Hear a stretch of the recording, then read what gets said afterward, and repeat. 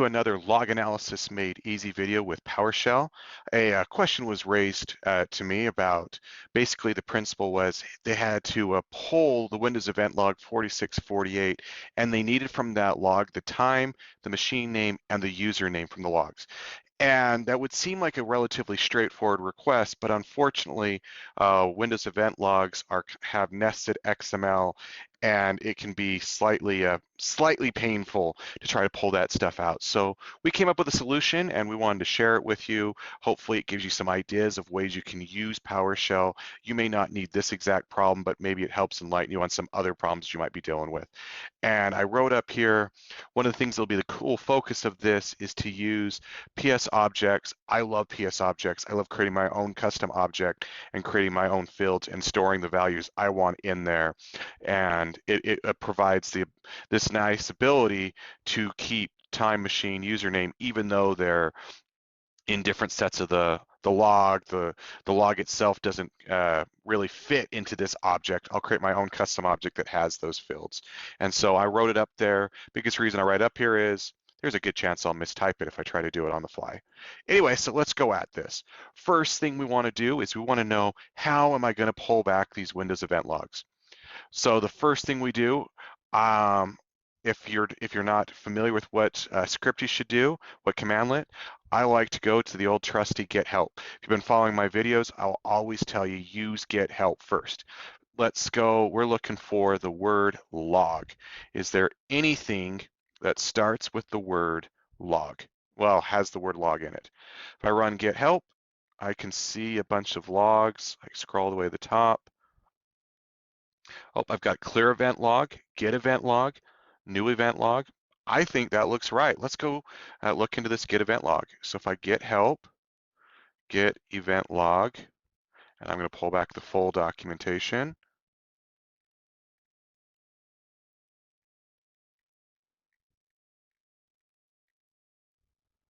Get event log, it's got log name string. So what is this log name field? If I scroll down, I can see it doesn't have, this is not the best documented system, but I do know it takes strings, aliases, etc., and that it's required. So, but let's look through this log real quick. We always try to put our parameter names and parameter values together. Notice that, so we got log name and it takes a string. There are not brackets around both of those together, meaning that the log name must be provided. But log name, the parameter name, is inside brackets, which means it's an optional parameter. Remember, when you start seeing these brackets, my brain goes, oh, buzz, too much noise, I can't pay attention to it. Forget about that. It's not essential. That's what it means. It's an optional value. You don't have to put it in here. But if we move to the next one, this instance ID, we notice that instance ID and long are, the pair is in a bracket, which means you don't have to put either of those in. Computer name is in the same boat, newest, etc. But log name and string are paired together, but only log name is in brackets, meaning log name, I don't have to put tac log name, but I must declare my log name, what log I want to pull from. So let's try that in practice. Let's see it in action. So if I go up here and I type get event log, I'm going to ignore the fact that I know that I need to put a log name in there. And so if I run this query, it's going to tell me you need a log. So let's go Control C that out. All right, so I'm going to put, as a general practice, even if a tac parameter name is not required, I still put it in because it makes my query read a lot cleaner. If you're writing your own query and you're not going to be sharing with other people, by all means, write as small, consolidate as whatever. But you know what? We live in a day and age where you don't get extra credit points for the shortest written query, and putting all sorts of aliases and writing it as small as possible. It doesn't make sharing of your PowerShell query a lot easier. So my recommendation, if you're going to share it with others, call out all your parameter names, even if they're not required. Write them out. It makes it so much easier. All right. I got my log name. Now I can see all of the different logs. Definitely I want security. So I'm going to put the security log there. what are some other fields we might want to use? If we scroll back up, we've got the instance ID, and that takes some numbers. The instance ID, I happen to know, is your log number. So if I put instance ID, I want 46, I want log 4648. And I've got this newest log and this after log. Newest log says, hey, give me the newest logs. I could do newest 10, newest 1. With your troubleshooting, you definitely don't want to pull back all the logs. If you have hundreds and thousands of logs, you don't want to be playing with those while you're trying to get your PowerShell query right. So in my case, I'm going to go grab the last log that was written to the system, newest 1. This has also got some cool things you can do after and before, so you can set the time frame you want to pull back the logs. You supply a time field into there, and you'll only get that. If you don't do either the newest, after, or before, it will pull back every log. And say your domain controller has been up for 5, 6, 7 years, or the machine you're looking at, you could have literally millions of logs that you got to pull through. So it's important that you pick a time frame. Don't just let it just go willy-nilly and pull back everything.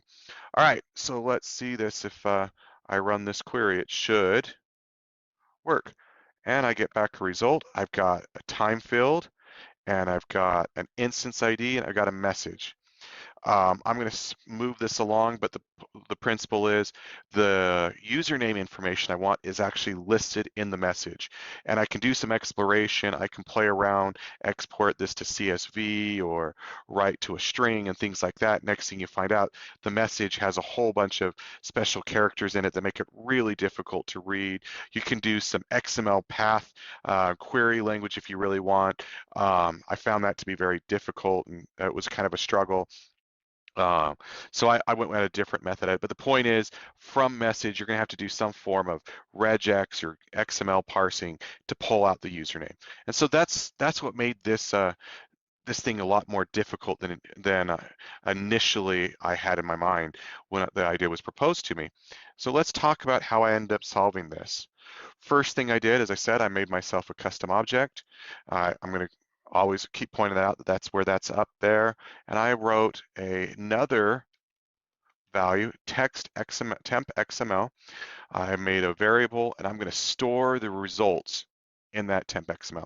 I didn't have to do this. I could just skip it with what I'm going to do here. I'm going to pipe. And a colleague of mine saved me a lot of time one day when he said, you know, when you're dealing with Windows event logs, and there are other logs, they might be in XML, but they just PowerShell and Windows XML and Rail XML, there's a lot of standard clashes, and it just causes some massive problems. He says, sometimes it's just easier to convert it to another language. You know what? So that's what I'm going to do. And I'm going to use the caret bracket here, which could just do output file, but instead I'm just going to use caret. It just makes it easier for me to see what I'm doing. That I can, for me visually, this makes a lot more sense. I'm going to be writing to this file temp json.json. And if I write that, you know what? I'm going to remove this variable. I don't actually do anything with it. So I can write this, and if I come to my file browser, there is a temp JSON file. Open it up, nicely parsed JSON file. And what I notice is there is my login ID. They logged in as WinAD using, and it's sitting inside this replacement strings value. But unfortunately, this JSON does not have a one-to-one. You don't have a value to title to value field, however you want to call that in JSON, like these, event ID to here, event type to that. You don't have this. This is a one-to-many relationship, so we're going to actually have to parse that out. But at least we're on our way. All right, so what we can do is we can build a custom object. We're going to take this this login object, and we're going to do dot add, and we want to add a new value into it. And what we're going to do is we're going to do a PS custom object, and I wrote that out.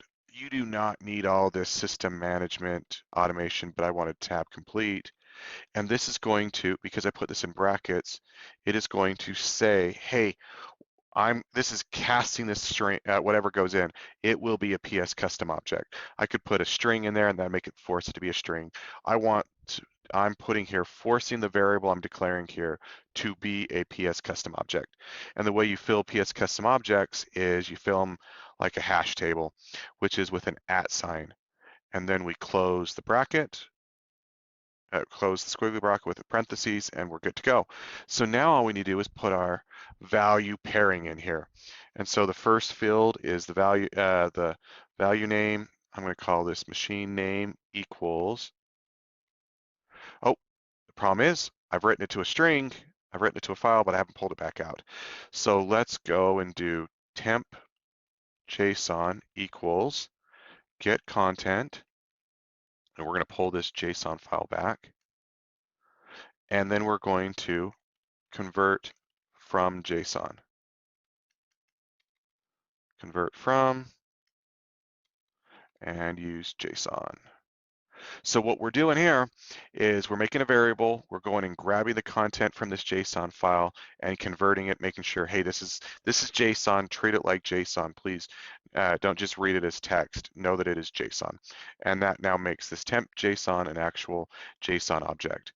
And in theory, we should have been able to just call this temp JSON right over here and gotten the value after we converted JSON. I tried that. For some reason, it would lose the variables. It wouldn't treat it like JSON. The only way I could make it work was to write to a JSON file and then pull it back out. If anyone knows a solution as to what I was doing wrong, I'd love to see it in the comments below. But for this project, it was able to work. So if I write to a JSON file and then as soon as I write it, I pull it back in, and then I can get the content. And now I can work with this temp JSON. Temp JSON dot machine name. Well, let's first run temp JSON, fill it with values so that I can autocomplete.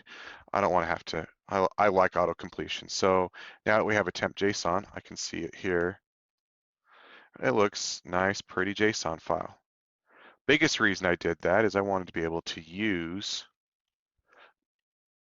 now I can actually fill out, it knows what the names of those values are. It pulled the JSON and now I've got access to it. If I hadn't ran the script, it doesn't know what to do with temp JSON. And so that's a bonus of running the script as you run along. And so, yeah, now I can do, as I said, machine name equals temp JSON.machine name. And we're going to make this, we'll put a time field first. Just seems to make sense that you want to put time first. Temp JSON, and if I do time, I can see that I got a time generated and a time written. I don't care about when the file was written, I care when it was generated because that's when it occurred. And the last thing we need is a username. Well, that username is embedded down here in that replacement strings, and it's an array, and it's the second value. That's the one I want to pull out. So in order to pull that out, I just go username equals temp JSON dot replacement strings, and you call which item in the array you want. I'm going to go with item number 1.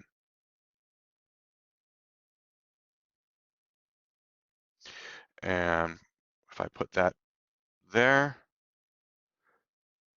and actually now that I look at it, if I look at my string, it happens to be the machine. It's actually this value right here is the one we're looking for. It just so happens that this was a system account, so it gave it the same name, but the actual user ID is the 5th, the 6th number, but because they do numbers based off 0, we put 5.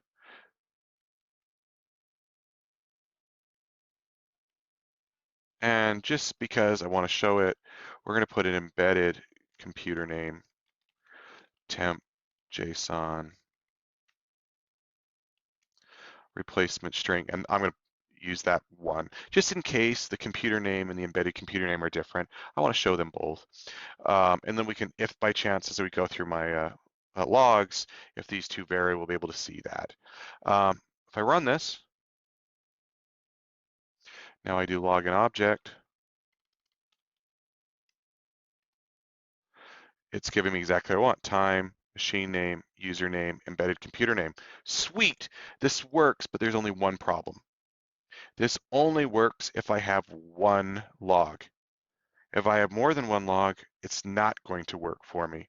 And so what I need to do is, what's going to happen is this temp JSON is going to have lots and lots of different, um, it's going to have lots of different objects added to it.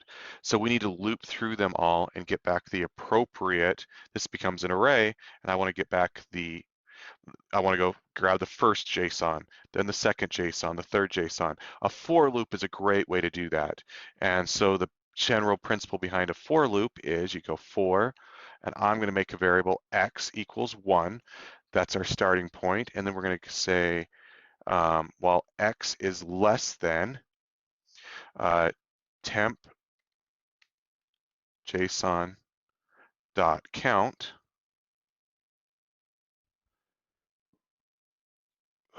plus 1, and we'll come back to that $x plus plus.